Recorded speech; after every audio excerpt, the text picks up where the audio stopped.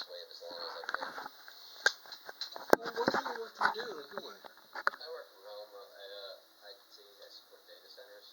Oh, okay, okay. So my company does all the healthcare processing for most of the country. That's a sweet little that's your new one. Yeah.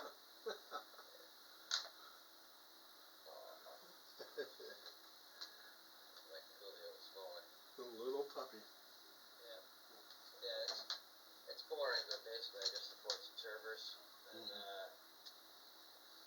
virtual environments where most of our stuff is moving into the cloud now, but we have still a few traditional data centers with VMware and Microsoft virtual servers. So I got into that after I got out of the Marine Corps in '97. Yeah, Fell into it. you look like an IT type guy. Yeah, I'm a nerd. Yeah, yeah. Nothing wrong with that. Yeah. Yeah, it's paid the bills. Well, yeah, exactly. Grateful for that. Well, you've got your stories lined up? Oh, yeah, I'm ready. Okay, alright. Let's see if we can actually get an episode recorded. All right, all right. I've got your mic cranked up as far as I can go. You said you can hear me pretty well, right? Yep, yep.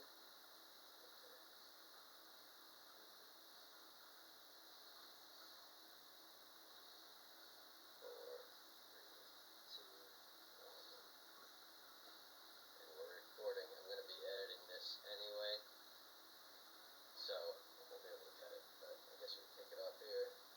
Hello everybody, thank you for watching. This is the inaugural, is that the right word? Very first episode of the Waiting Room podcast. Myself, El Wapo, and my esteemed colleague and good friend Paul Dale Roberts. Thank you for being here tonight, Paul. Oh, thank you, thank you. And for anybody who watched the Sanitarium podcast, we are definitely refugees from that podcast, which had an unforeseen demise, gone too soon. And so the waiting room, the name itself is kind of a nod to the sanitarium. We're no longer in the sanitarium, we're just hanging out in the waiting room. Yeah, and the future looks good. We'll have a lot of guests. So if you're into the paranormal or you're into true crime, you're into history, whatever, we're going to have some guests that'll cover all of that. Absolutely. No topic is really off topic for this podcast. We like to leave it wide open because I find almost everything interesting. And Paul has a diverse taste as well as a very colorful history. So without further ado, I think we ought to maybe get into some of today's stories. You want to go ahead and shoot, Paul? What do you got on your list?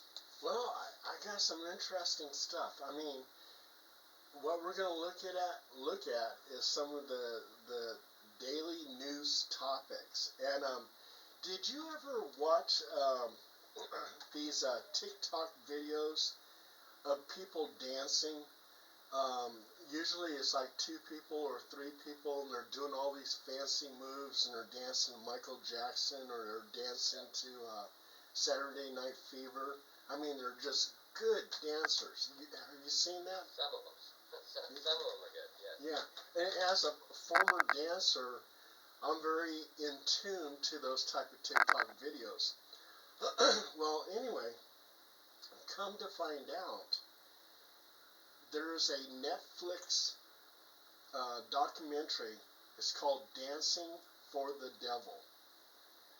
And these dancers, which I never realized, are part of a cult. This cult. Great title. Yes. Great title. I like this so far. Keep going. Yeah, and this cult is run by Robert Chen. Robert Chen was a former medical doctor out of Canada. And now he's a pastor, and he has his own church. And the church is just some beat-up, abandoned school that they call a church. and they don't even have congregation meetings. But he lives in a $2.5 million home. And he has some of his dancers living at this home.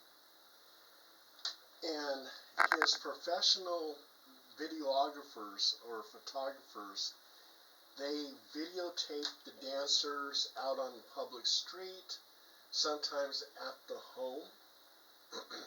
And every single one of these dancers actually becomes famous for their dancing, their TikTok videos, because they get all these different hits.